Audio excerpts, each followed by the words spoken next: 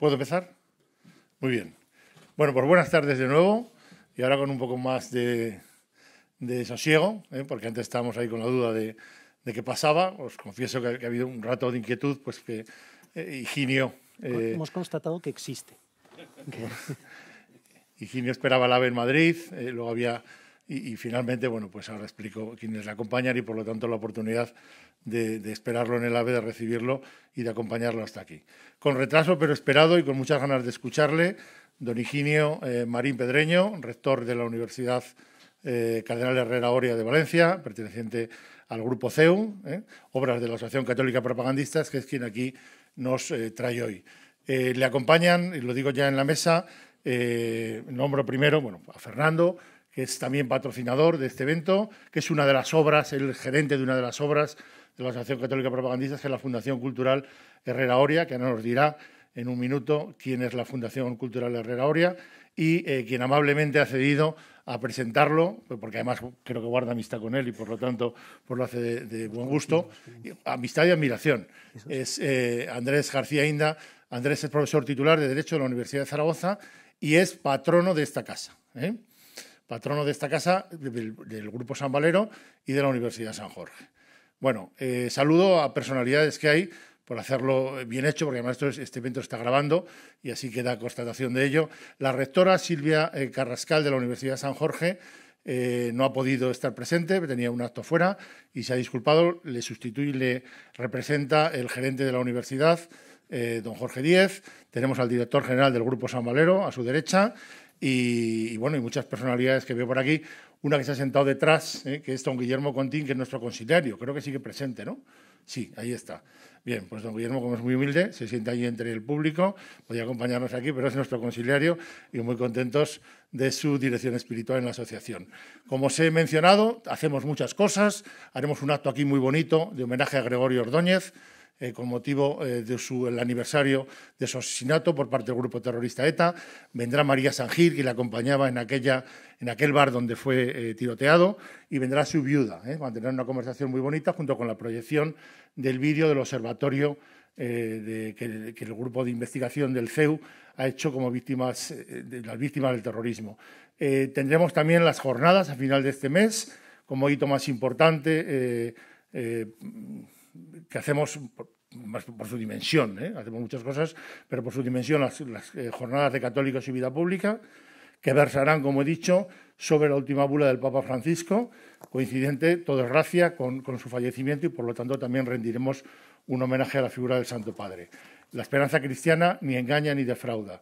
Nada más, bienvenidos, muchas gracias por vuestra asistencia, creo que vamos a disfrutar y luego, una vez que Fernando hable y haga una presentación de la Fundación en un minuto, pasamos la vez a Andrés, que presentará al rector, escucharemos a Higinio y después pues, os daremos, por supuesto, la oportunidad de poder compartir un poquito.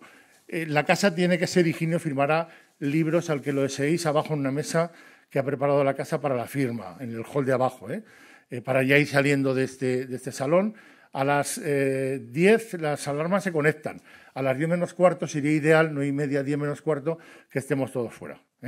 Con lo cual, muchas gracias y por vuestra paciencia y vuestro interés. Gracias.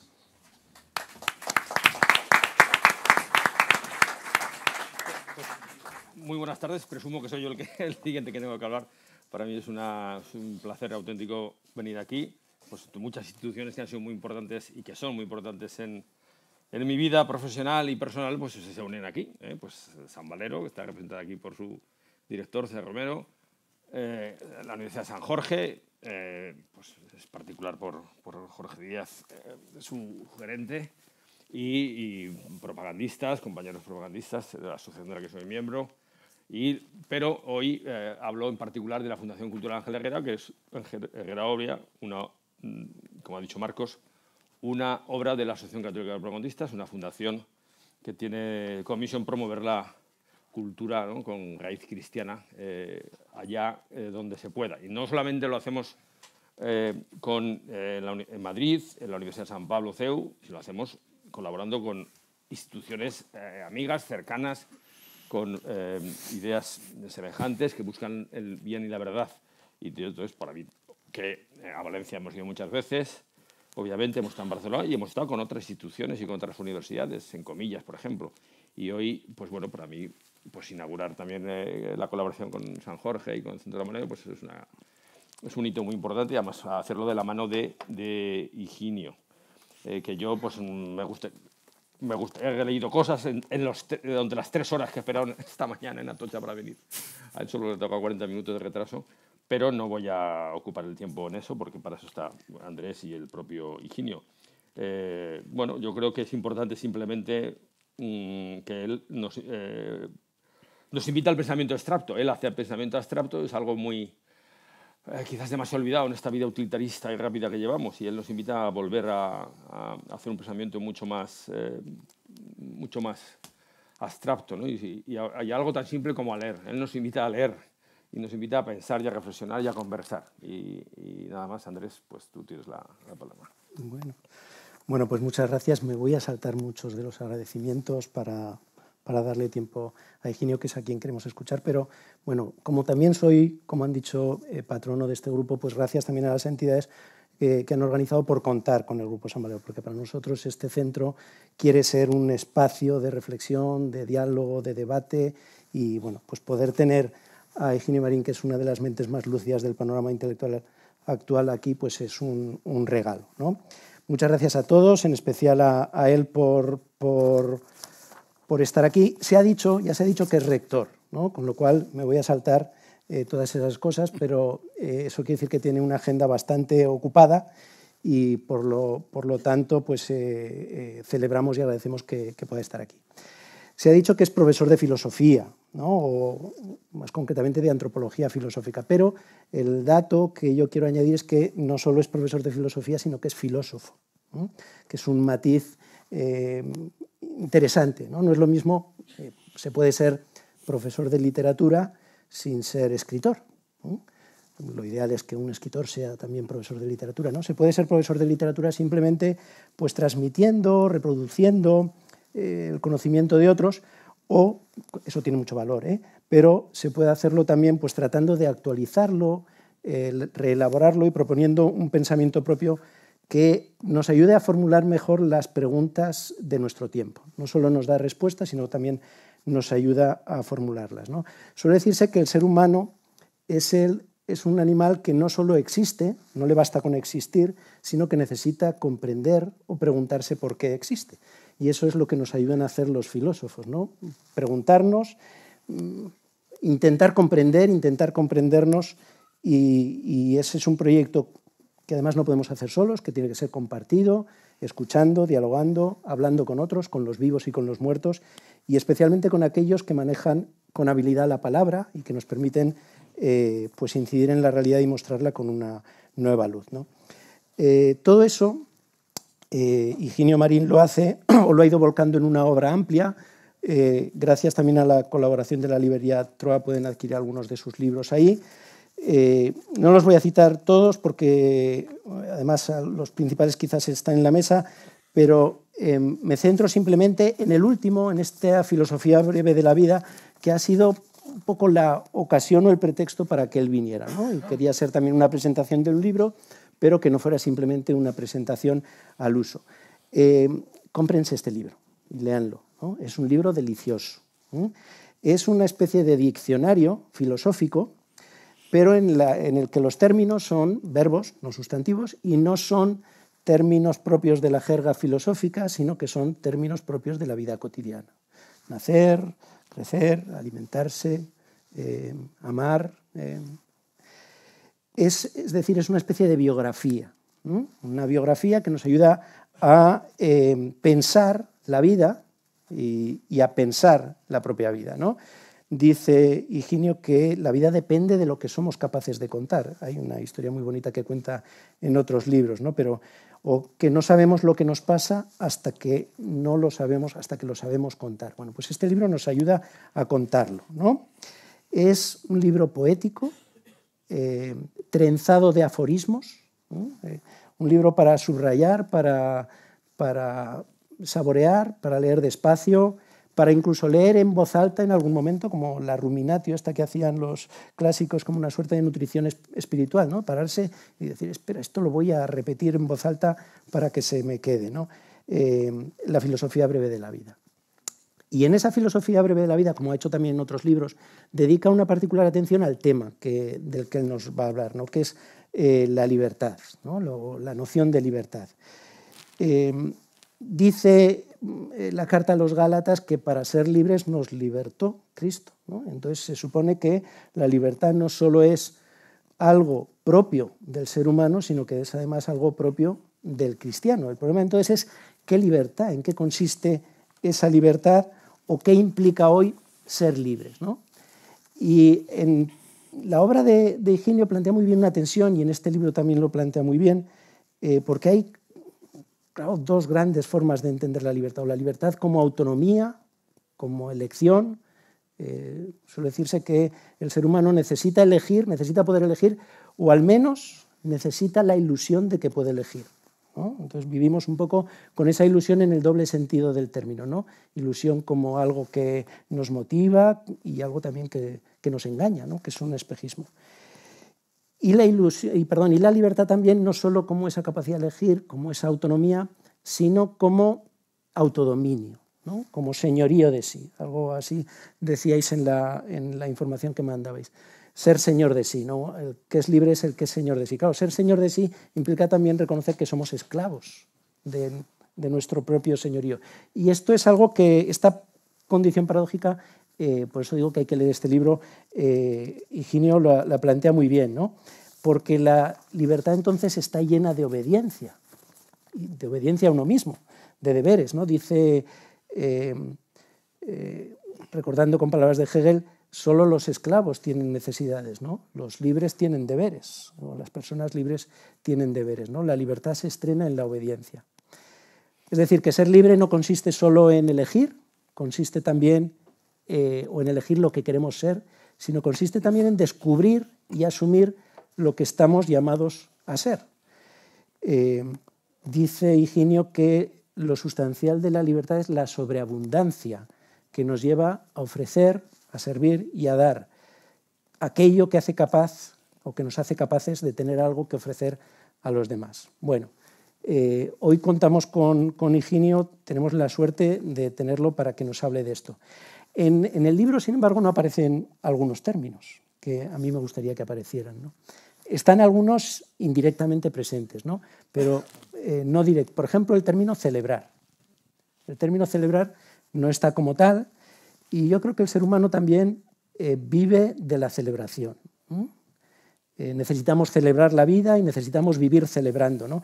Y hoy lo que hacemos también un poco es celebrar tu presencia, tu magisterio, tu pensamiento, y celebrar quiere decir también, dicen que etimológicamente celebrar viene del término celeber, que también significa algo así como abundancia, entonces también tiene algo que ver con la libertad, pero tiene que ver sobre todo con el hecho de que festejamos y agradecemos que estés aquí, aunque sea con retraso, a pesar de todas las dificultades, y te escuchamos muy atentamente para aprender. Así que muchas gracias, Higinio. Muchas gracias. Como ya han esperado ustedes suficientemente, yo voy a abreviar mucho mis agradecimientos al Grupo San Valero, a la Universidad San Jorge. En parte, la tesitura difícil en la que nos hemos puesto viene precisamente de una reunión que esta mañana hemos tenido rectores de universidades, en las que la Universidad San Jorge estaba representada por su secretario general, porque la rectora, si no he entendido mal, anda por México, por algún sitio de estos.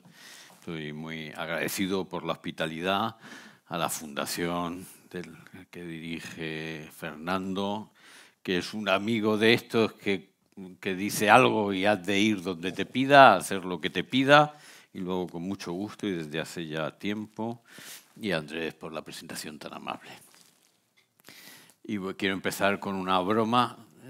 Si son ustedes creyentes, yo creo que con un Padre Nuestro y una confesión tienen ustedes indulgencia después de haber esperado 50 minutos al retraso. Y si no lo son, pues nada, celébrenlo. Y yo muy agradecido con ese elogio mudo que hacen ustedes estando aquí después de este tiempo. solo en mi descargo solo quiero decirles que me pesaba, que me ha pesado mucho y que creo que es la primera vez que me ocurre, después de muchas ocasiones como esta. Bueno, dicho esto, me siento particularmente obligado a que este ratito sea de provecho para ustedes. Entonces, yo lo que me propongo es contarles una historia de ideas que les haga comprensible lo que nos pasa. Buena parte de los problemas que tenemos es que, como decía Ortega, no sabemos lo que nos pasa y eso es lo que nos pasa. O sea, en muy buena medida, ser contemporáneo, o sea, saber lo que está ocurriendo, no es algo que nace de suyo y en el campo, es un logro personal. Hay que estar a la altura de los tiempos que uno vive comprendiéndolos, es un logro y requiere esfuerzo. Requiere esfuerzo reflexivo por parte de todos, requiere esfuerzo por escuchar otras visiones críticas, por gente que ha dedicado eso más tiempo o que su oficio o cualquier otra cuestión le pone en la tesitura de ver y de enriquecer nuestra mirada. Propongo hoy un pequeño ejercicio de contemporaneidad, o sea, un pequeñito esfuerzo por estar a la altura de nuestro tiempo. Y la única y la mejor manera de estar a la altura de nuestro tiempo es comprenderlo. Hay gentes que pisan moquetas donde se toman decisiones o que tienen en sus manos el mundo porque lo pueden transitar con aviones privados pues, a su gusto o pueden disponer de su... Pero en el fondo esas maneras de estar a la altura del propio tiempo son más precarias, son menos intensas que la comprensión. Uno está más en su tiempo si lo entiende que de cualquier otra manera. Y eso me parece que es consolador, porque sea la suerte que uno haya corrido, la que sea, pone al alcance de la inteligencia común, de un esfuerzo común, el poder vivir el tiempo que a uno le toca. Me gustaría contarles una historia que obviamente es una historia a una escala muy grande, y más con el tiempo que tenemos, ¿no? Porque me gustaría traer a colación casi una anécdota de un texto de Aristóteles, para empezar esta historia que espero que acabe con nuestra época y con nuestra... Un pasaje de uno de sus mejores libros, y los tiene muchos y buenos, Aristóteles, se llama Ética Nicómaco. Y él se plantea una cuestión que dice con una nitidez que parece incontestable, casi sin alternativa posible. Dice que desear se puede desear lo imposible, pero elegir solo se puede elegir lo posible. Los términos en los que Aristóteles lo dice, que es una especie de psicología de la elección, el dictum, la máxima, es incontestable.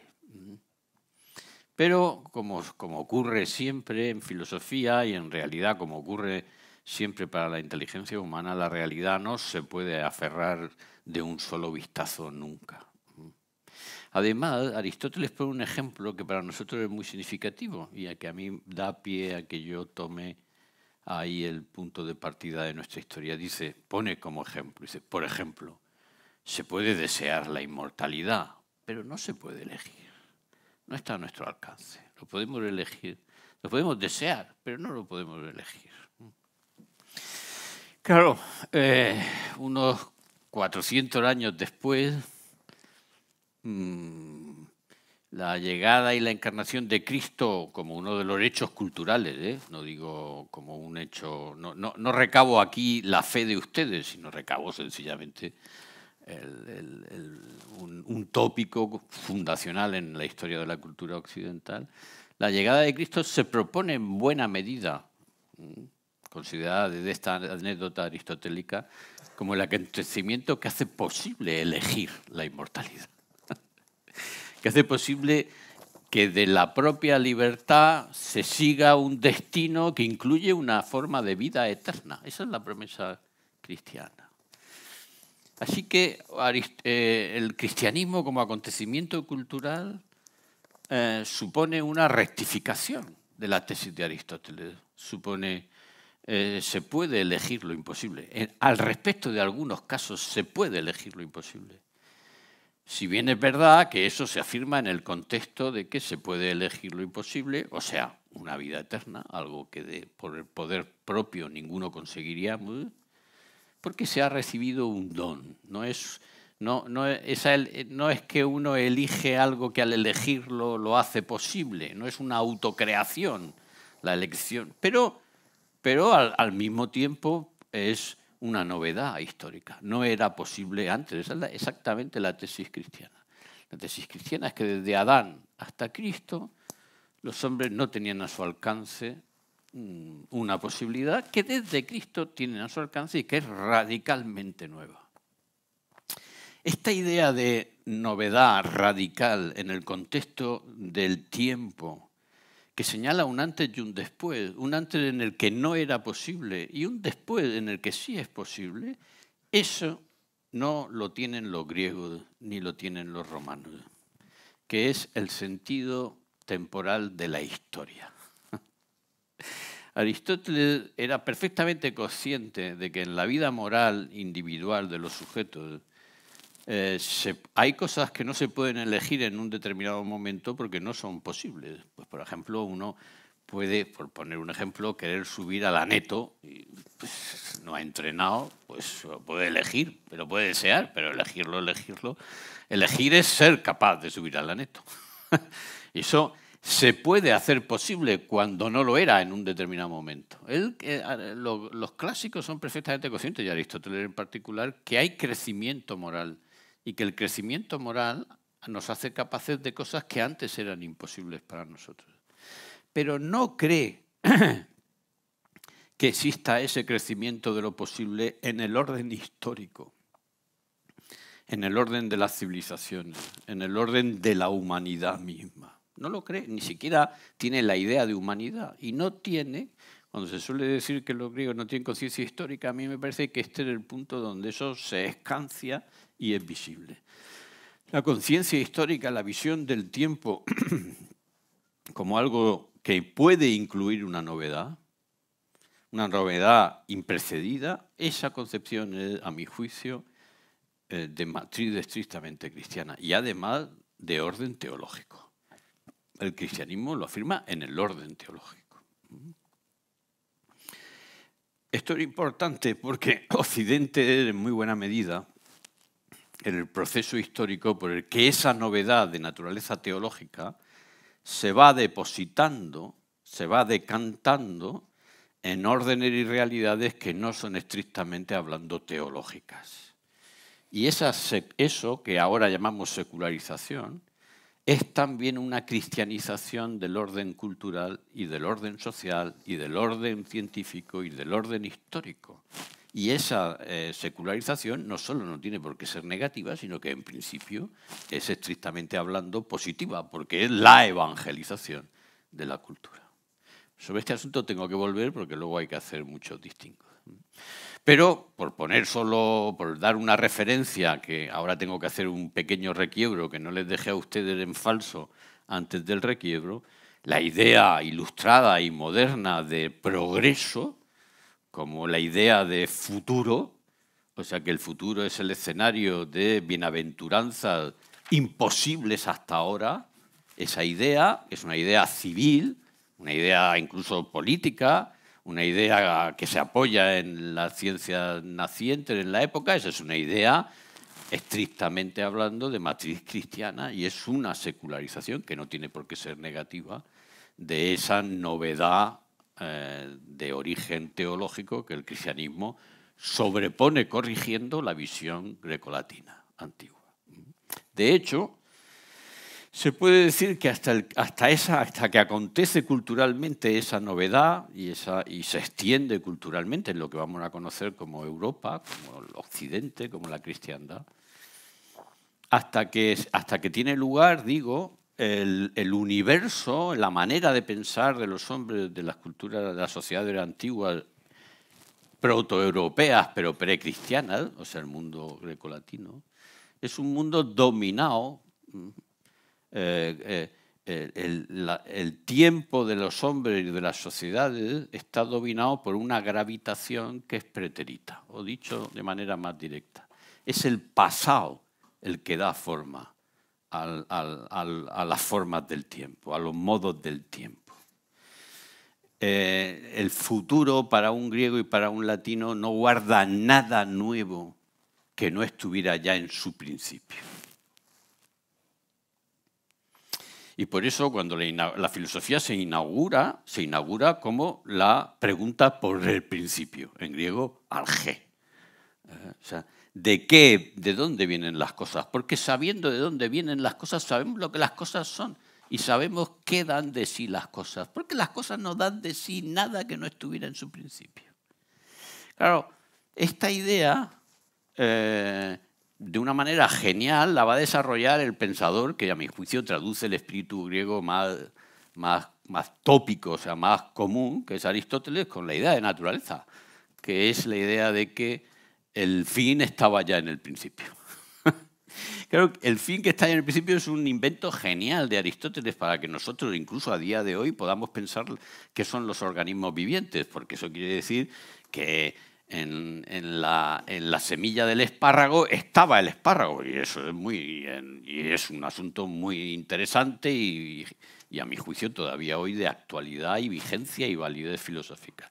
Pero solemos reparar poco en que es una traducción exacta de la conformación griega del tiempo, según el cual el presente y el futuro son lo que se sigue del pasado, porque el principio siempre tienen carácter de pasado, siempre. Lo voy a decir de otra manera y lo van a entender ustedes mejor.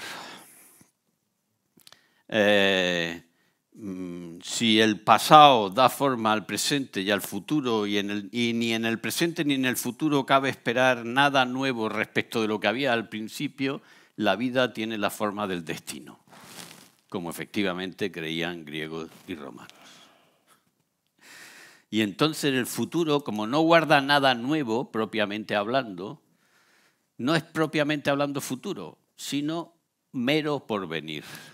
Mero porvenir lo que ha de suceder. Y por tanto, además del futuro se puede conocer, se puede anticipar, porque está escrito. Y de ahí viene, además, los usos del castellano, por ejemplo, derivado del latín, palabra adivinar, significa ver como ven los divinos. O sea, tiene la misma etimología que divino y significa, y es el acto religioso por excelencia en las religiones, en esta cosmología en la que el pasado lo decide todo. En esa cosmología en la que el pasado lo decide todo, también vivía Israel. Pero vivía con una luz de futuro. Vivía Israel porque Israel creía vivir la desgraciada condición que se seguía de un hecho pretérito que era el pecado original de Adán y Eva. Y compartir en eso el destino, el aciago destino humano de una humanidad doliente, quebrantada, sufriente y mortal, porque un acontecimiento pretérito daba forma al tiempo presente y al futuro. Pero lo hacía con una luz de futuro, con una estrella de futuro, casi como un lucero navideño, que era la promesa, que es una forma de futuro nueva. Donde cabe un cosmos, donde cabe prometer, no todo puede ser futuro. Y ellos tienen la promesa de un Mesías, que en el cristianismo toma forma como la de una novedad que señala un punto de inflexión. Por eso se llama a Cristo con razón el nuevo Adán, porque le da a la historia del hombre un alcance, unas posibilidades y un horizonte completamente impensables y que no solo superan los daños producidos por el primer Adán, sino que le suman lo inverosímil, lo que Aristóteles habría llamado. Así que esa especie de precedencia del pasado es una forma destinal. Lo novedoso, lo que puede ocurrir en el tiempo y que esté incausado, o sea, que no se explique por sus antecedentes, eso tiene el carácter de lo libre. Tiene el carácter de lo libre como la irrupción del Dios en la historia de los hombres, pero ese acontecimiento de naturaleza teológica y que histórico-culturalmente va a confirmar como si fuera su útero la mentalidad occidental, empieza a abrir muy lentamente escenarios en los que los sujetos participan de esa originalidad radical. La democratización, si me entienden bien, de ese carácter novedoso, radical, imprecedible, nuevo, porque ese Dios es un Dios libre, un Dios que actúa en la historia, sin causas que lo precedan y que lo justifiquen.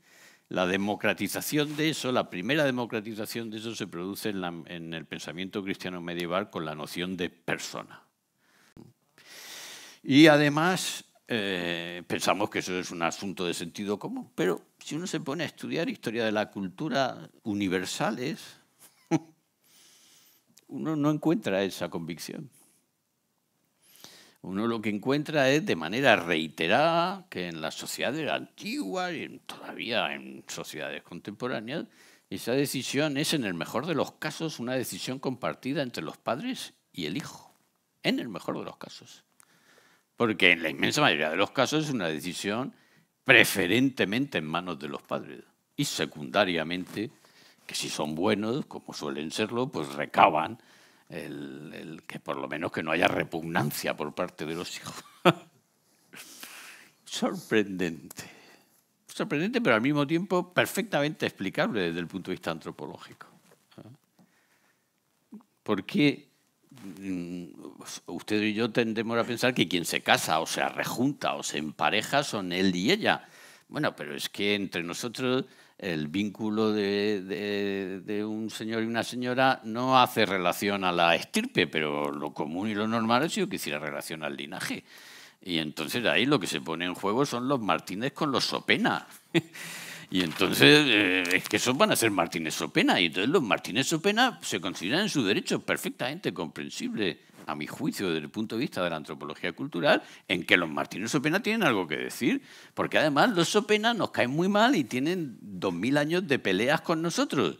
Y me da igual que sean Martínez Sopena o Montescori y Capuleto. O Medici y Pachi. O Claudio y Lestorios. Es que me da igual. O hijos de Abraham y de Ismael. Porque los sujetos están incardinados en una saga, en una genealogía. ¿Eso cuándo se rompe? Pues eso se rompe en distintos momentos, pero en lo que se refiere a los momentos fundacionales de la historia de Europa, se rompe porque en el cristianismo, y ya desde el origen, declarado por Cristo, el hombre abandonará a su padre y a su madre. Y por tanto, y además, ese acto matrimonial tiene el carácter sacramental. Y como tiene el carácter sacramental, la Iglesia se tiene que ocupar con mucha precisión de determinar quiénes son los ministros.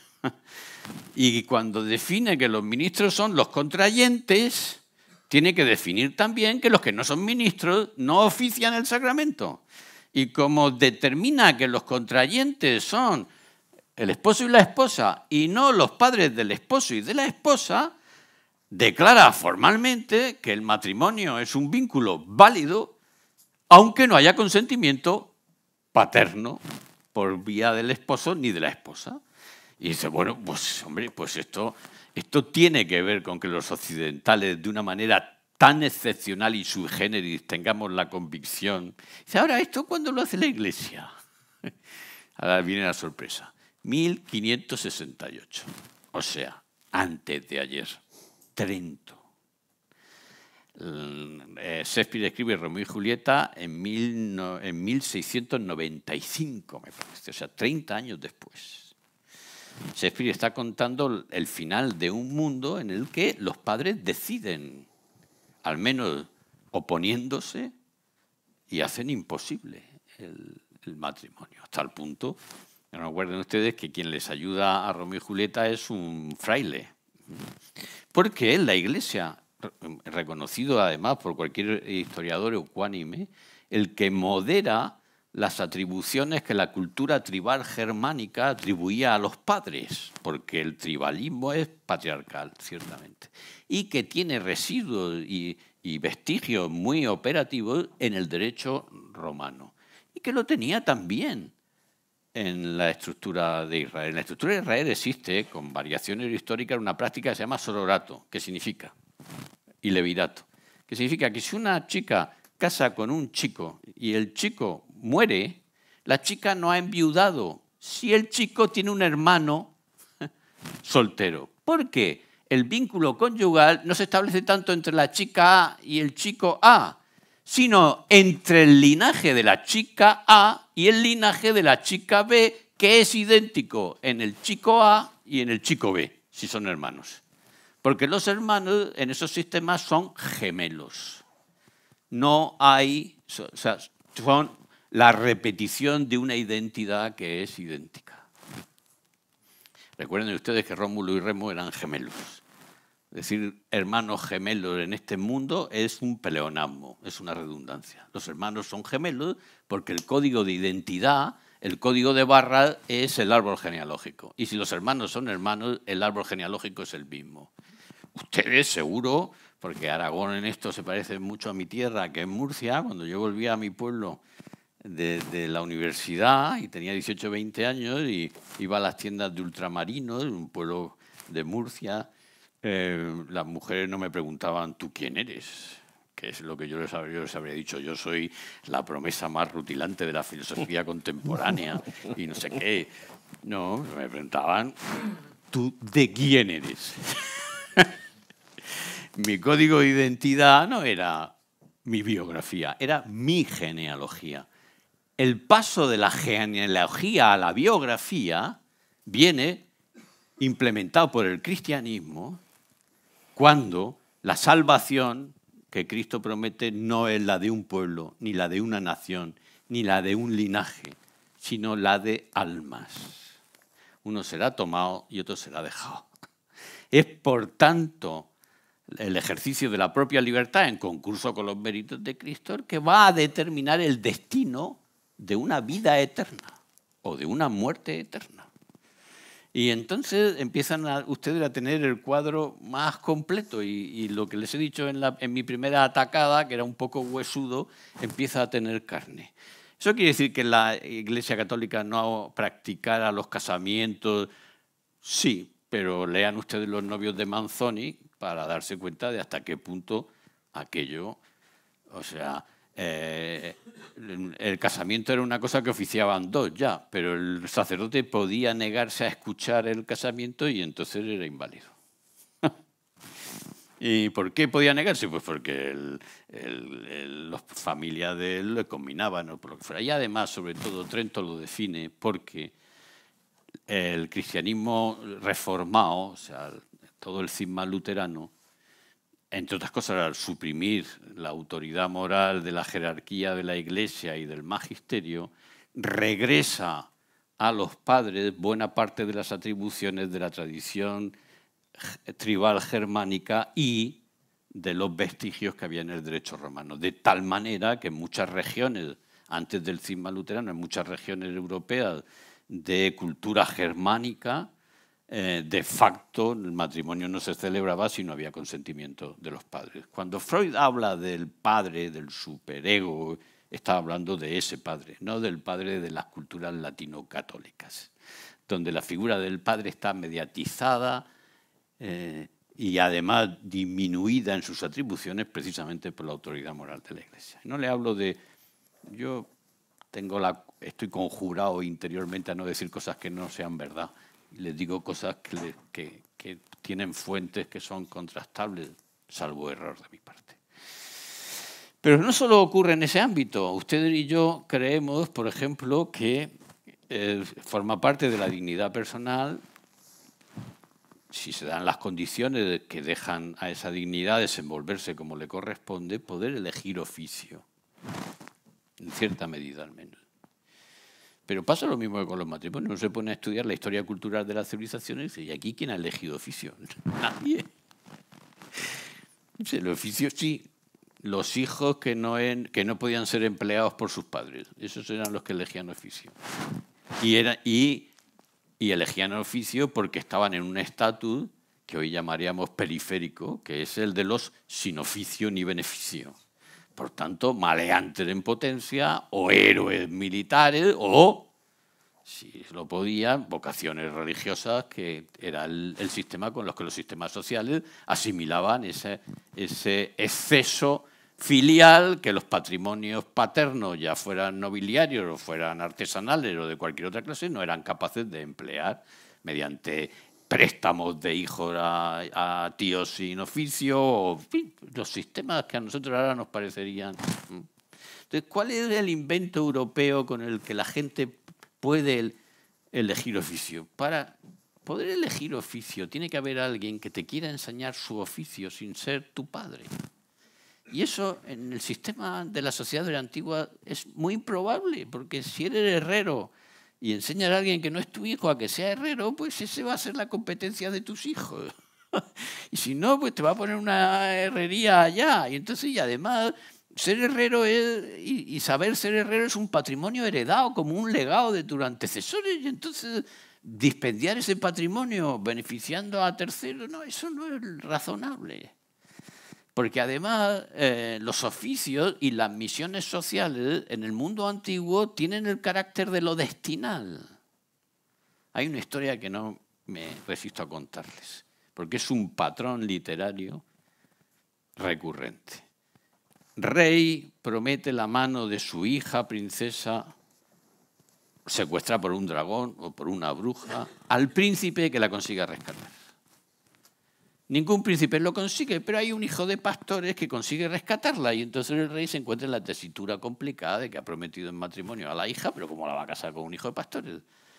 Pero antes de que llegue la desgracia hasta un desenlace shakespeariano, se descubre que el hijo de pastores en realidad era un hijo de sangre real que fue adoptado por los pastores. ¿Por qué?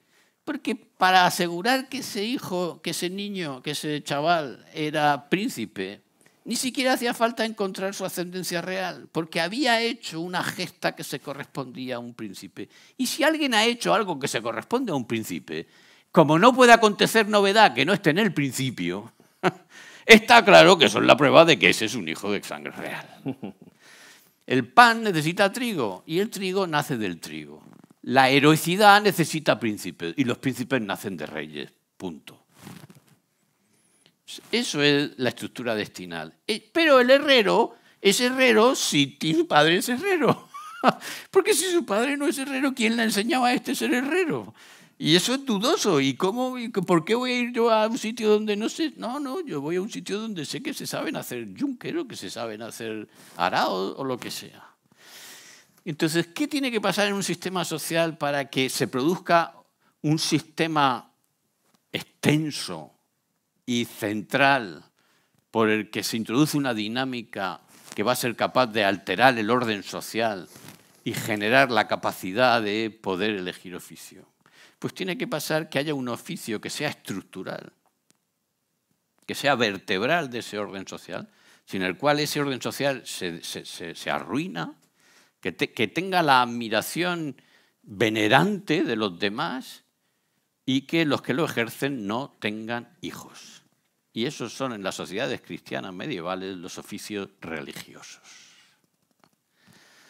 Los oficios religiosos dan lugar a un espacio civil donde hay gente que está dispuesta a enseñar su oficio a los que no son sus hijos, que por tanto ganan con eso la libertad de poder elegir un oficio que no es el de sus padres.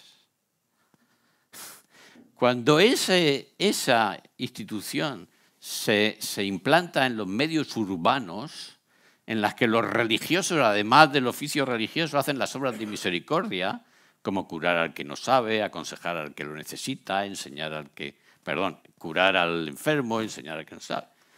Entonces hay oficios al respecto del curar y del aconsejar que se enseñan también donde se enseñan los oficios civiles. ¿Le suena a usted una cosa que se llama universidad? Sin la universidad es el órgano, el lugar donde Occidente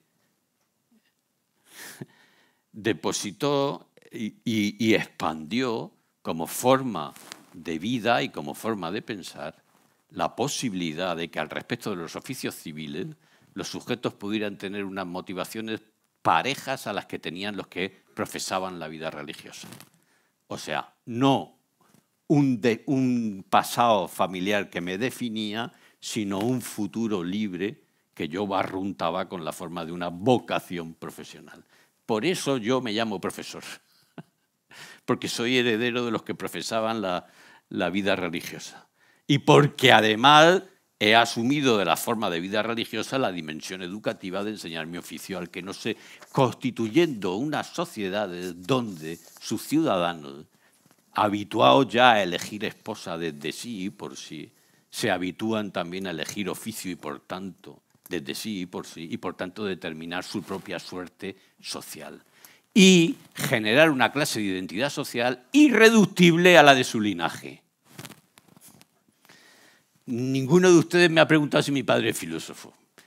No, seguramente no lo es. Pero es indiferente para ustedes, porque ustedes lo que esperan son los frutos de un esfuerzo que es de naturaleza biográfico, no el resultado de un legado que me haya llegado por una genealogía familiar.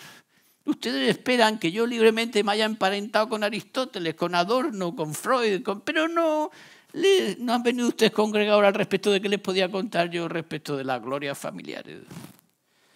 Eso es Occidente. ¿Pueden ustedes entender que en ese contexto, antes o después, a los señores era habitual a elegir esposa, con lo que eso implicaba en todo lo que les he querido contar, y a elegir oficio, con lo que eso se les podía ocurrir de una manera u otra, que podían ser y que debían ser electores de sus gobernantes? Y por tanto, de la revolución, por así decirlo, del acontecimiento esponsal o de la institución esponsal y de la institución cognitiva con los oficios, también los productivos. La institución del matrimonio occidental y de las universidades occidentales ex cor de Ecclesia, exactamente, literalmente, o sea, del corazón de la Iglesia. Pensar y racanear acerca de si en la Constitución Europea tiene que aparecer la raíz cristiana de nuestra tradición es sencillamente delirante. Hay que estar narcotizado en términos históricos para negarse a semejante evidencia. La propia Revolución Francesa es la secuencia con la que se declara, me siguen, ¿verdad? Se declara que al respecto del poder civil y de las atribuciones del estatus ciudadano es irrelevante la ascendencia genealógica.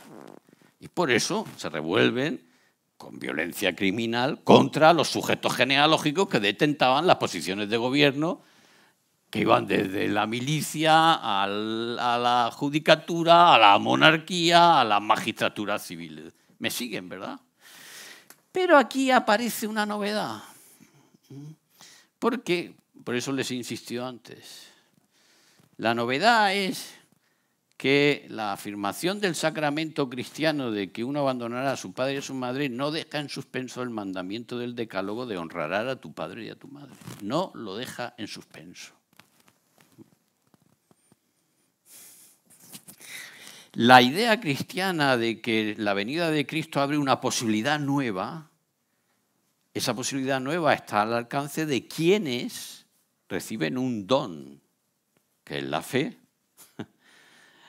que además acogen con gratitud, que es esta, o sea, la elección es posible y es posible la novedad, pero desde una posición recibida. La libertad de matriz cristiana afirma la novedad sin negar los antecedentes que la hacen posible, aunque no la causen. Pero la libertad revolucionaria, por una razón que voy a intentar decirles ahora, afirma el nacimiento de un mundo nuevo y de un futuro repleto de novedades mediante no la suspensión del carácter determinante del pasado, sino mediante la abominación del pasado, mediante su repudio. Porque cuando los revolucionarios hacen esto en Europa, la manera de pensar ha sufrido una mutación por la que la afirmación de una novedad requiere la negación de su antecedente. Este modo de pensar, ustedes ahora no lo reconocen en el orden sociopolítico, pero lo han tenido ustedes a la vista en el orden de la estética. Para ser original en el orden de las artes, había que abjurar de cualquier precedencia de estilos anteriores. O había una novedad estricta, que además se conseguía mediante precisamente la fragmentación dramática de los cánones previos, o aquello no era una obra genial y por tanto no era una obra suficientemente original y por tanto no era una obra suficientemente libre. Eso que nosotros hemos visto y tenemos más cerca en el orden de la historia de las ideas estéticas, eso es la Revolución Francesa. Y ocurre, en mi opinión, porque hay un autor previo, par de siglos antes, que le da una mutación al pensar occidental. El pensar occidental se había caracterizado por ser un pensar esforzadamente sintético, por buscar equilibrios que hicieran conciliables extremos que en principio parecen antagónicos o irreconciliables. Por poner un caso. Cosas que, como ustedes y yo somos occidentales, no nos resultan tan chirriantes, pero si no, animal racional. Dice, hombre, vamos a ver. O animal o racional. Pero por eso cuando yo digo el hombre es un animal y pongo énfasis y luego digo racional, pues Occidente se estrena con la idea de que el hombre es un animal racional. Materia y espiritual. Dice, pero bueno, sujeto de necesidades, pero libre. Bueno, y ahora ya, si Grecia nos ofrece un montón de esfuerzos de estos por lo sintético, ahora váyanse ustedes a la tradición judía y empiecen por Dios y hombre. Porque claro, lo de Dios y hombre, si lo de animal y racional ya era complicado, lo de Dios y hombre es o uno y trino. Muerto pero vivo.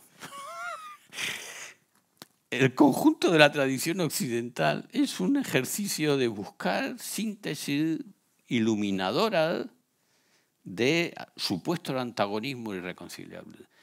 Ese esfuerzo decae, llega un momento en que decae.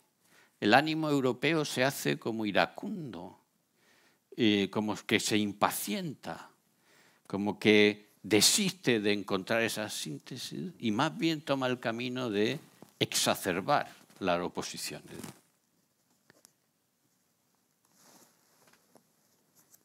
O hay ley o hay libertad. O hay libertad o hay pecado. Y a mí me parece que el autor que sirve de referencia y el que tiene más influencia cultural en este movimiento es Lutero,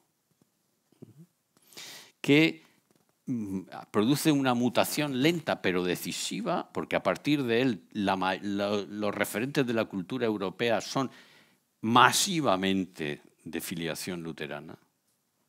Hay muy pocos filósofos, por ejemplo, por poner el caso, que sean reconociblemente católicos en su... Muy pocos. El Descartes, que es un católico, en muy buena medida en su manera de pensar, es víctima de este preferencia por lo dialéctico. O se conoce, y si se conoce como Dios conoce, o se ignora. La verdad es o clara o confusa. Pero bueno, ¿y qué tal?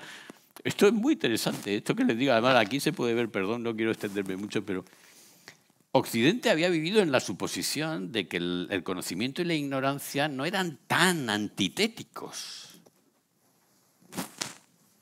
La idea de sabiduría griega y cristiana es la idea de unos sujetos que cuanto más saben, más conscientes son de lo que ignoran. Solo sé que no sé nada. Y que cuanto yo más sepa, al mismo tiempo crezca mi ignorancia, hace que la síntesis entre conocimiento e ignorancia, de un conocimiento creciente y una ignorancia también creciente, permita crecer en el sujeto que posee mucho saber, más modestia y más humildad que en el que sabe poco. la modestia y la humildad como la síntesis creciente de conocimiento y de ignorancia es el ideal clásico de la sabiduría. Ese ideal es imposible ya con Descartes. En Descartes o conoces, y si conoces, conoces con claridad, o lo que tú tienes es ignorancia. Y como todo el conocimiento europeo está cruzado de discusiones y tal interminables, entonces hay que dar un tajo en la historia, hay que plantar la duda y hay que hacer un método que permita saber con toda certeza. Y que cuanto más conozco, menos ignoro. De tal manera que si llegara a conocerlo todo, conocería como Dios conoce. Eso ya no lo dice Descartes así explícitamente, lo dice Hegel. Y entonces, cuanto más conozco, menos ignoro, pues hombre, es muy difícil ser un experto y ser modesto. Un experto es un sujeto que tiene que declarar ante los demás que lo sabe todo. De algo, de pequeñas cosas, pero todo. El experto es inmodesto por naturaleza. El sabio no lo es, sino es modestamente. Ahí, en este contraste, se entiende la quiebra que se produce, a mi juicio, a partir de Lutero. Y esto es muy importante, porque ahora resulta que si para ser libre, con la novedad de lo cristiano, pero ahora secularizada, yo tengo que estar ajeno al pasado, y cuanto más ajeno al pasado, mejor, entonces resulta que los ideales de la modernidad revolucionaria, en quien se encarnan bien, en quien se encarnan perfectamente, es en aquellos que no tienen pasado. ¿Y quiénes son los que no tienen pasado? Los que no tienen legado, o sea, los que no tienen patrimonio que recibir ni que legar, o sea, los proletarios. Y entonces no es un hecho casual que la gente que perfecciona y lleva la Revolución Francesa a su radicalismo perfectivo es la revolución proletaria, los hombres sin pasado. Porque los hombres sin pasado son la perfecta encarnación de la libertad europea moderna. Pero cuando ustedes y yo ya creíamos que esto había llegado a su final y que acababa el proletariado, pues no, señor, porque los ideales de la libertad moderna europea han encontrado una encarnación mucho mejor que la del proletariado, que es la de aquellos que no tienen pasado, no ya en términos patrimoniales, económicos, no, es que no tienen pasado en términos físicos. ¿Por qué? Porque no tienen pasado, o sea, son jóvenes. Y la revuelta del 68 es el relevo con el que la juventud cancela la hegemonía revolucionaria del proletariado y se pone en su lugar como sujeto revolucionario. Y además, mediante el ejercicio de las potencias más eminentemente físicas, porque lo que a ellos les define es una física sin pasado. O sea, que es que son jóvenes. Que es que al joven en el mundo antiguo le definía el mismo déficit que al pobre. O sea, se definía por lo que le faltaba. Y por eso la palabra joven no aparece en la literatura clásica, en el Quijote 2 veces y no significa lo que significa con nosotros. Un joven para el Quijote era un adolescente, o sea, se definía por lo que le faltaba, como el proletario se define por lo que le falta. Pero esa falta se convierte en la posición de privilegio que le permite encarnar los ideales de la modernidad, que es una libertad y una novedad de matriz cristiana, pero que se ha revuelto contra su origen teológico, negando la necesidad del don que la precede. Más todavía, repudiando el don como la forma estricta con la que ellos se afirman. Y si a ustedes y a mí nos creíamos que ya lo habíamos visto todo, pues ahora resulta que la nueva encarnación de esa juventud proletaria, porque esto es todo lo mismo, es aquel sujeto que descubre, después de una larga historia, claro, cuando Darwin dice que las especies son un linaje, que lo son, está incluyendo las características del ser mamífero como parte del legado que recibimos de nuestros antecesores. Y entonces, como tú quieras llevar a extremo el radicalismo de la libertad moderna, vas a tener que negar que las condiciones de mamífero que te sobrevienen mediante el patrimonio genético sean determinantes de tu estructura existencial y, por tanto, solo eres libre en la medida en la que afirmas que el sexo no es biológico y que está a disposición de que electiva. ¿Y quién es la potencia en este mundo que genera el entorno donde tú tienes poder sobre tu sexo? Porque pues, el Estado moderno, que es el que le da fuerza combinatoria y coactiva a tu declaración pública de que eres mujer. Bueno, y mujer de momento, porque lo otro es que soy felino, como ya se hace en Estados norteamericanos, o que soy chopo, que no tardará en llegar. Porque si yo tengo que deshacerme de los condicionamientos prefigurantes que tiene mi patrimonio como mamífero, ¿por qué no repudiar mi propia condición de mamífero? ¿Por qué no repudiar mi propia condición de animal? ¿Por qué no declararme vegetal? ¿Y por qué el Estado va a poner esas restricciones? Y usted, oiga, por el sentido común, ya, pero es que se trata de transformar el sentido común y que a ustedes y a mí nos parezca que no es delirante, nos deje de parecer delirante que un señor diga de sí mismo que es una señora. Y ya hay una buena porción de las sociedades occidentales que tienen eso como razonablemente sensato. Y más bien piensan que ustedes y yo, que nos resistimos, no somos más que la fuerza de la reacción atávica y ultramontana, cuando no fundamentalista y ultracatólica, por la que queremos cohibir y restringir la libertad de nuestros conciudadanos porque somos los agentes del pasado. Ustedes y yo queremos que haya cosas que se pudieran desear, pero no se puedan elegir. Siendo nosotros precisamente los que hemos matizado y relativizado, nosotros, quiero decir, nuestra tradición, ese poder omnímodo que tenía el destino en la sociedad antigua. Ahora, si yo lo hubiera conseguido, que yo creo que ya estoy abusando exactamente, lo he intentado, si yo lo hubiera conseguido, ustedes serían un poquito más capaces de comprender qué es lo que nos pasa.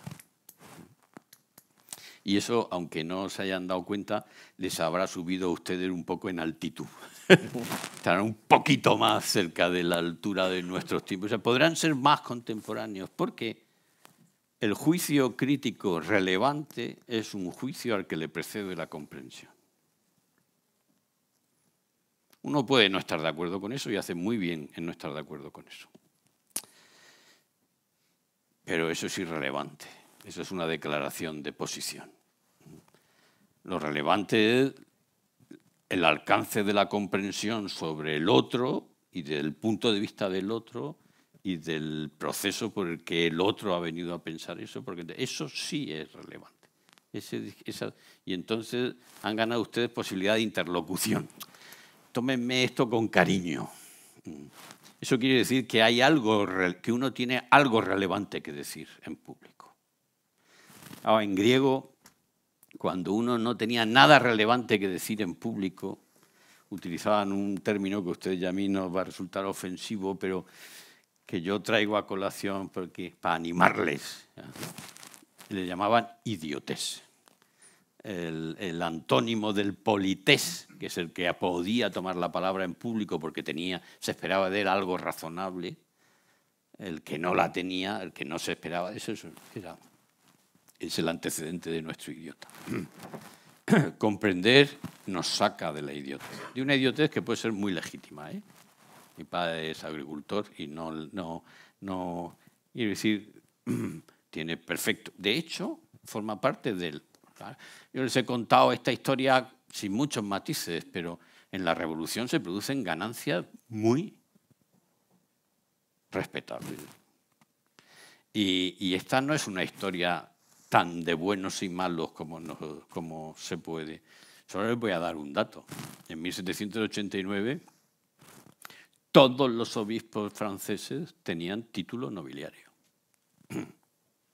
O sea, la estructura jerárquica de la Iglesia se había asimilado a la del antiguo régimen y siguió siendo la principal valedora y defensora del antiguo régimen durante el penoso siglo XIX desde este punto de vista. Que desde otros puntos de vista es el glorioso siglo XIX católico, pero desde este punto de vista, en mi opinión, es el penoso siglo XIX. Hay más santos y más fundadores en el siglo XIX Pero la Iglesia se convierte en el agente de la reacción política en Europa. Se llega a declarar el sufragio universal. Bueno, esta historia es una historia, por eso hay que leer, por eso hay que juntarse y celebrar y escuchar a quien nos dice cosas que nos parecen bien y a quien dice cosas que nos parecen mal. Por eso hay que ilustrarse. Decía Julián María, yo estoy de acuerdo con él, que al catolicismo español le faltó una ilustración. De hecho, los católicos españoles somos los menos leídos de Europa. Con diferencia. No sé si los portugueses, porque lo conozco poco, pero...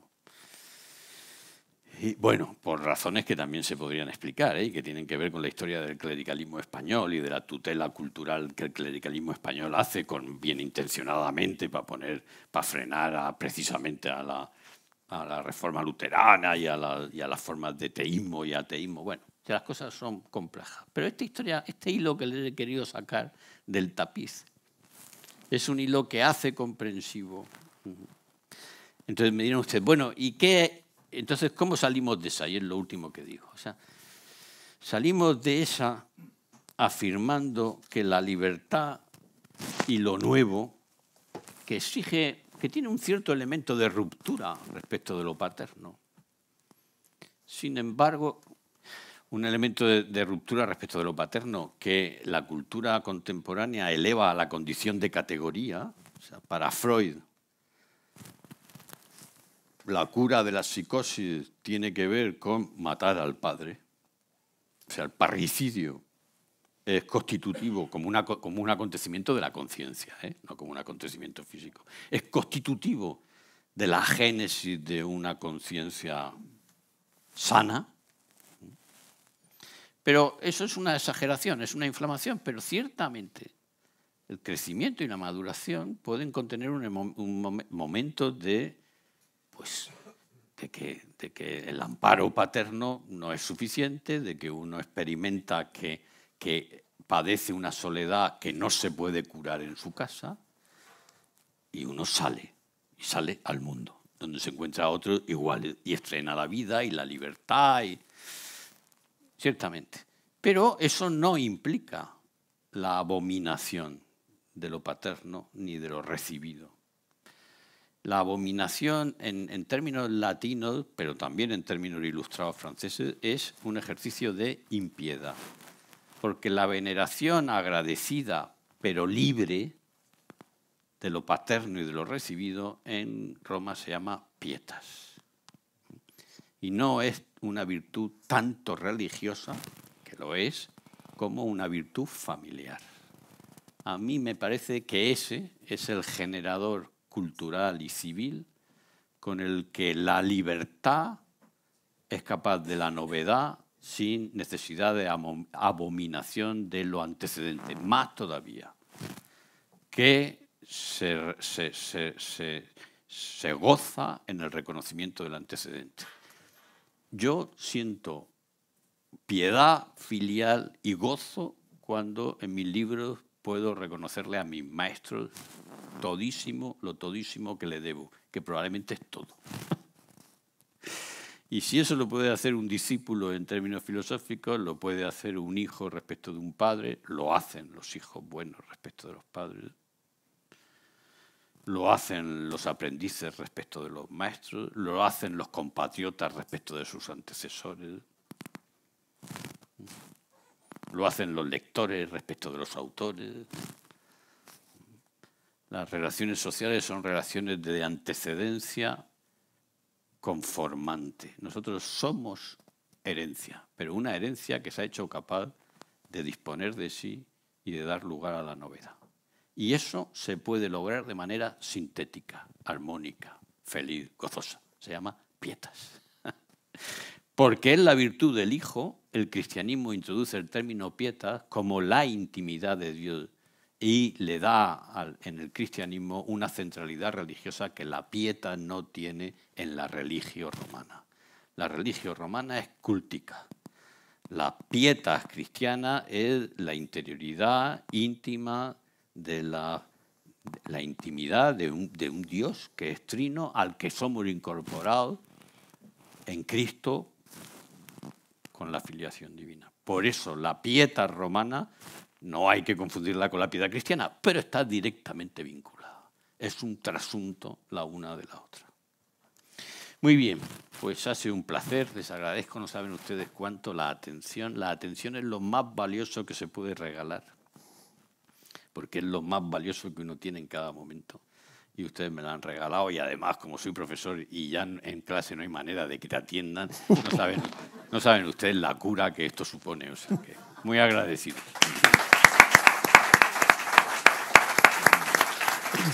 Bueno,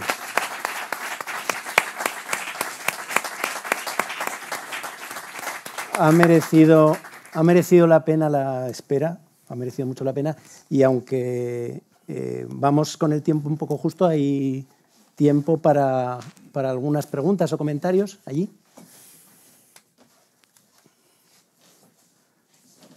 Ahí, por otro lado.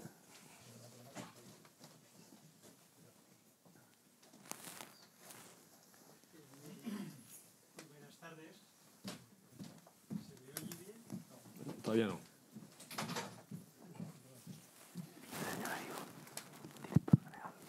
Muy buenas tardes. Yo no le doy la enhorabuena, le doy las gracias, porque he disfrutado muchísimo. A su lado me siento un inculto. Fíjese, yo soy de profesión, soy ingeniero, yo solo sé hablar de apagones. ¿Qué es lo que se lleva como ahora? las que usted ha explicado, es que no llegó, vamos, he disfrutado mucho.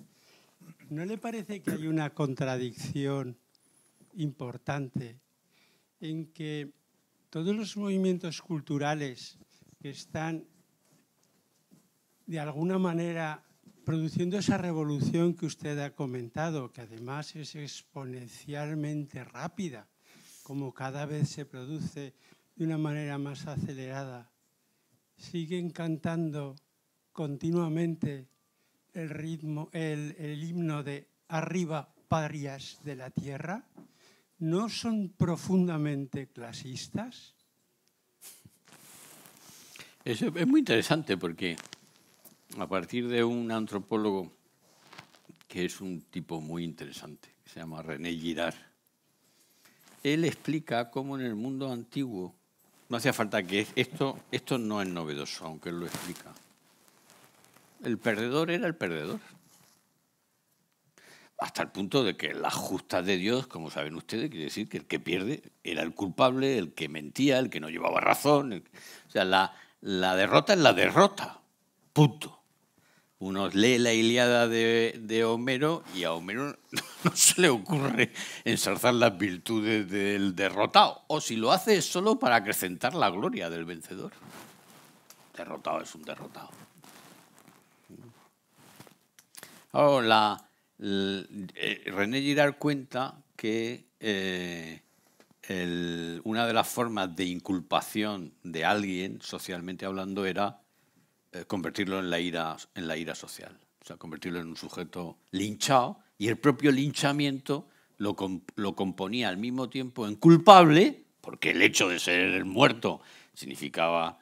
y al mismo tiempo en culpable en una especie de tótem o de ídolo que ponía a salvo a los demás de su propia culpabilidad. Pero él cuenta que con Cristo ese esquema se invierte, porque en Cristo la condición del que la víctima es inocente es persistente. Es persistente. O sea, la victimización no consigue culpar a la víctima. La víctima persiste como inocente.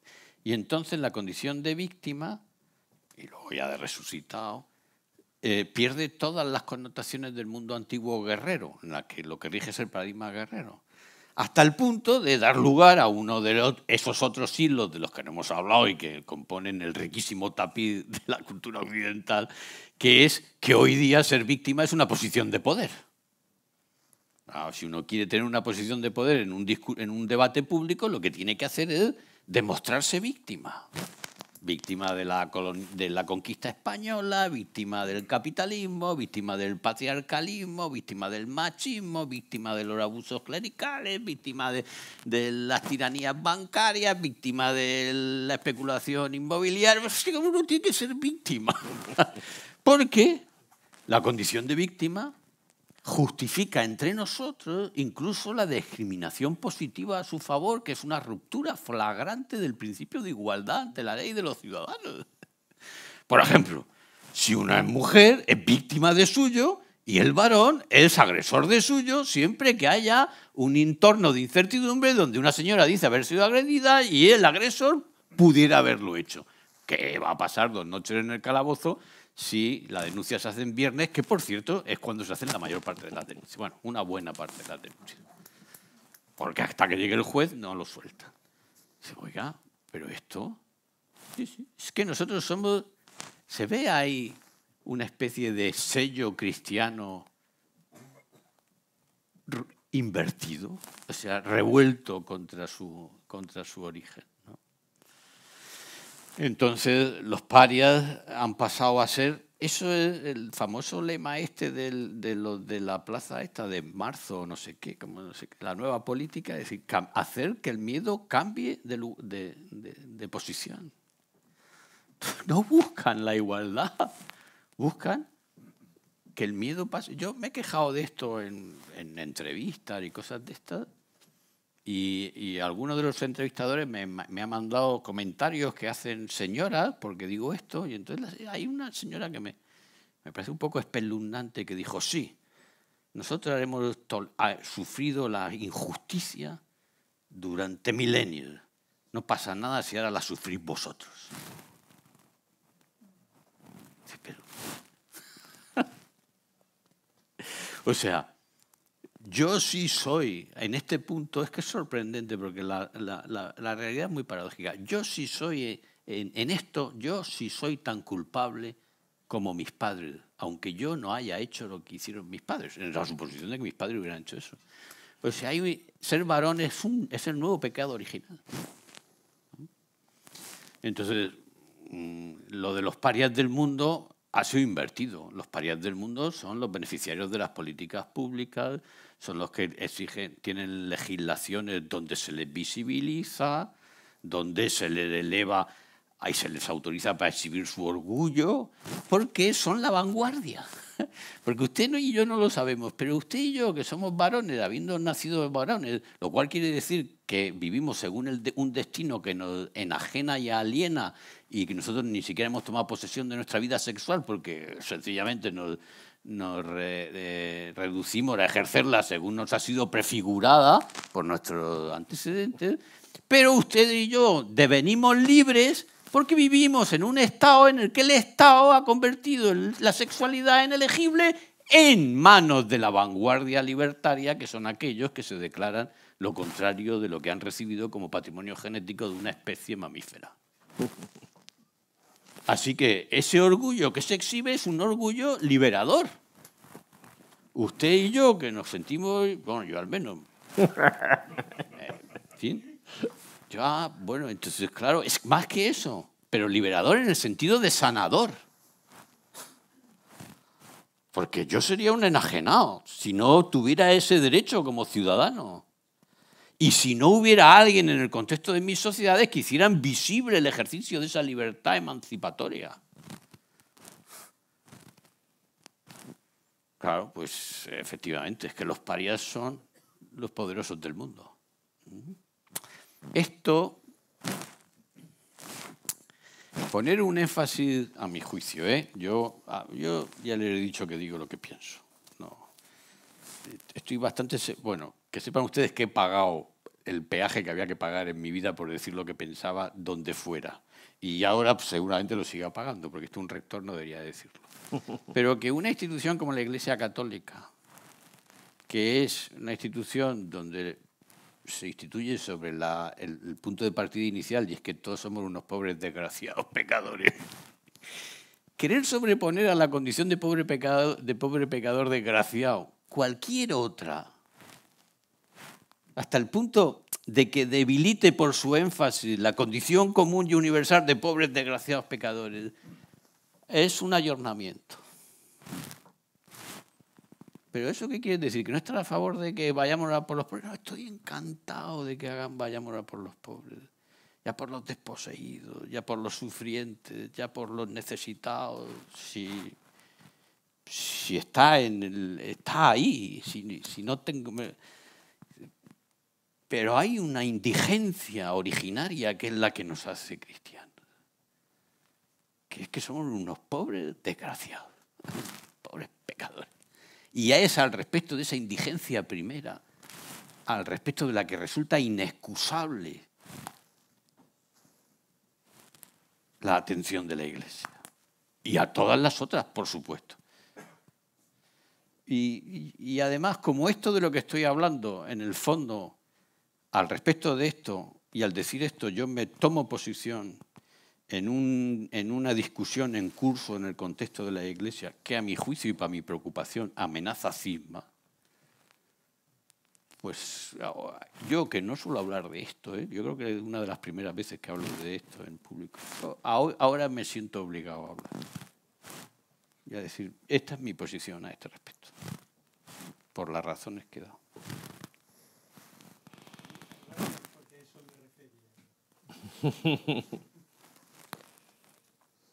¿Alguna pregunta más? Sí.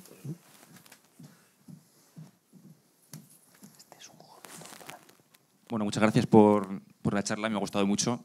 Yo quería preguntarle por el papel del derecho y del Estado, que lo han mencionado un poco tangencialmente, me parece, porque dice que se produce este rechazo a lo recibido y se ejerce la libertad como rechazo, como abominación de las verdades recibidas, del don.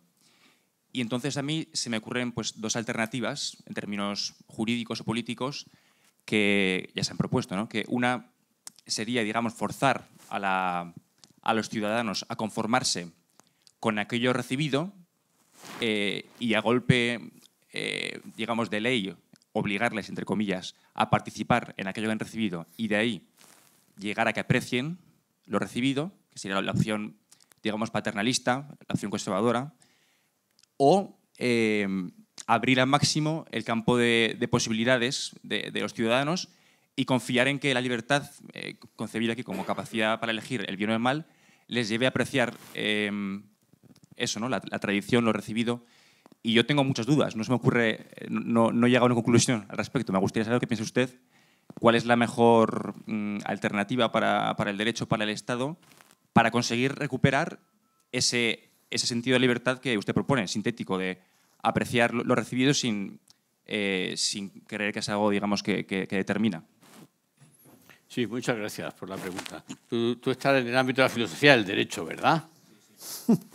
Me lo habían soplado, ¿eh? No es que yo sea un vidente, pero me han dicho que eras doctorando y por la pregunta ya te he situado. Yo no tengo ninguna duda de que la primera alternativa es errónea. O sea, querer hacer del derecho una especie de límite coercitivo con un fin pedagógico y con una dimensión punitiva, eso es exactamente lo que se está haciendo en sentido contrario. Y no tengo ninguna duda de que el tipo de regeneración, de reposición, no pasa por eso. Si tengo que contestar rápido por la hora que es, te diré, mi propuesta es creemos familias. Creemos familias donde puedan vivir la piedad natural y las que se puedan seguir de la piedad natural.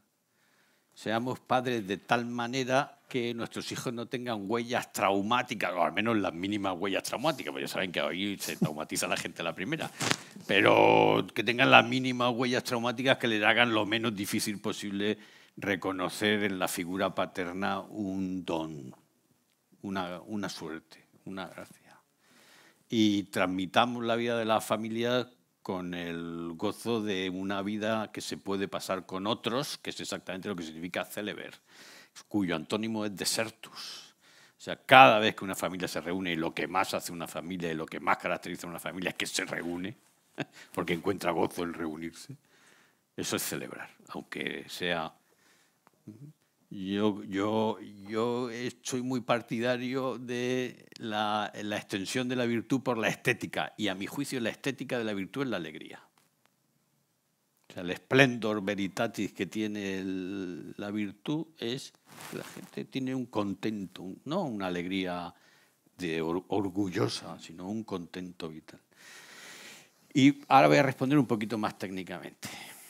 El constitucionalismo revolucionario no aspira solo a dar forma al régimen político, sino que aspira a constituir al sujeto político.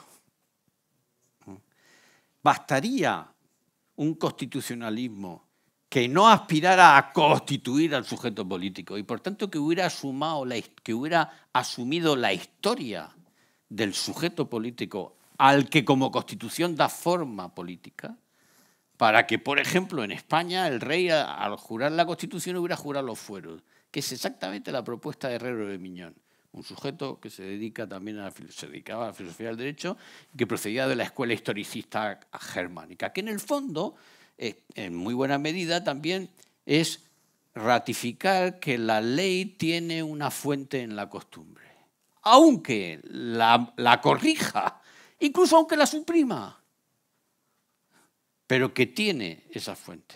Y que los españoles y España no nacieron en 1978. Acabo de prologar un libro de un autor querido por mí, que se llama Conservatismo, donde explica tal, donde hace esa pega a la Constitución del 78. Yo soy muy a favor de la transición, mucho más que mi amigo, que es más crítico que yo. Pero en este punto me parece que lleva razón. O sea, me parece que ahí el constitucionalismo español es afrancesado.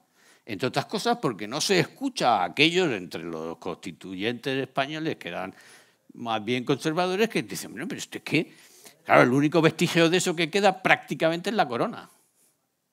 Pero claro, es poco vestigio, ¿no?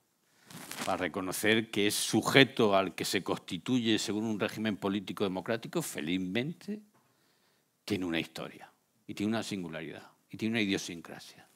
Y no es los franceses del sur. Porque según el espíritu revolucionario francés, todos son franceses del norte, del sur, del este o del oeste, menos ellos que son los franceses del centro. Porque eso es lo que ellos proclaman, un racionalismo universalizable y constituyente que es de nueva planta y que convierte al ciudadano en un nuevo Adán, en un hombre sin ombligo, sin genealogía, sin antecedencia, sin tradición, sin patria, con nación, que es otra cosa. Entonces, pues eso es un cambio. Entonces, hagan familia, por las familias rebosen en colegios, por los colegios rebosen en universidades, por las universidades rebosen en medios. O sea, la institución que ahora nos cobija es que es la CDP, que es exactamente lo que está haciendo. No solo, pero de manera, en este recorrido que he planteado, exactamente. Y entonces compongamos mayoría o minoría atendibles. Esta mañana salía yo de mi casa y en mi casa, yo soy el rector en Valencia y vivo en Valencia, pero los fines de semana los paso en mi Murcia natal porque ahí tengo mi mujer. Y salía de allí y había un lío en la radio porque un sacerdote, al que no conozco, había dado un pregón de no sé qué y había dicho en el pregón que, bueno, que como ya, citando a Pablo VI, como ya había dicho Pablo VI, lo de la píldora anticonceptiva podía dar lugar a mayor infidelidad conyugal y a una degradación moral más general. Y había un lío de 1000 demonios. Yo, pero ¿qué esperan que diga un sacerdote? Además, que han puesto un corto de su discurso y era un hombre sosegado, o sea, que no era una especie de cerril gritón, ¿no? Estaba sosegado. Citaba la Humane Vitae y esa frase al parecer está Humane Vitae. Yo no la he reconocido, pero es que no se puede mantener ni el discurso en orden público. Es que es abominado de origen. Es que nuestros conciudadanos y los medios nos combinan a taparnos los oídos, a ni siquiera prestar atención a semejante cosa, a excluirla como delirante. Este tema del delirio que he tocado antes es muy... Los sistemas sociales se permiten privar de la libertad a dos tipos de sujetos, los delincuentes y los locos. Y aunque Occidente se caracteriza precisamente por haber distinguido entre delincuentes y locos, que son una cosa que forma parte del patrimonio cívico occidental, descubrir que había gente que eran... y por eso los abogados intentan pasar por enfermos a todos los delincuentes para librarles de la pena. Y nosotros hemos distinguido entre presidios y hospitales o sanatorios. Ahí sí el vínculo, la confusión, tiene su fuente justificada, no digo justificable, justificada. Y es que el mal en sus formas supremas, nosotros no sabemos distinguirlo de la locura. Lo recuerdo siendo pequeño perfectamente, lo recuerdo de esos recuerdos imborrables a mi padre, que es un hombre muy sosegado, muy callado, y que yo no le he oído, no sé, hacer... estaban viendo en la tele un atentado terrorista, no recuerdo qué atentado terrorista, y oír a mi padre de atrás y decir, están locos, claro. Lo que decimos de un sujeto que coge un coche y se mete en una feria navideña, está loco. De un sujeto que se pone una bomba y baila, está loco. O sea, lo digo porque el tráfico entre lo delincuencial y lo delirante, y entre lo delirante y lo delincuencial, y cuando hay que taparse los oídos, y mediáticamente nos combinan a taparnos los oídos, y un sujeto es sencillamente desangrado por decir algo que es lo que cabría esperar de que dijera. Eso sí, en directa confrontación con los criterios de corrección vigentes, bueno, ahí están pasando cosas. Y perder la atención de eso y ponerse en plan buenista, ahí están pasando cosas. Y yo creo que están pasando. Nos quedan muchas ideas, pero el organizador me dice que tenemos que acabar aquí, entre otras cosas porque a lo mejor hay alguna persona que quiere que Higinio le pueda firmar el libro y así tenemos un poquito de tiempo. Como han quedado muchas cosas en el tintero, yo creo que podemos invitar a la ACDP o a la Fundación a que vuelvan a traer a Higinio en otra ocasión y seguir esta conversación. Ya después del verano. Y sin coger el tren, ¿no? Iremos a buscarlo si es preciso. Muchas gracias.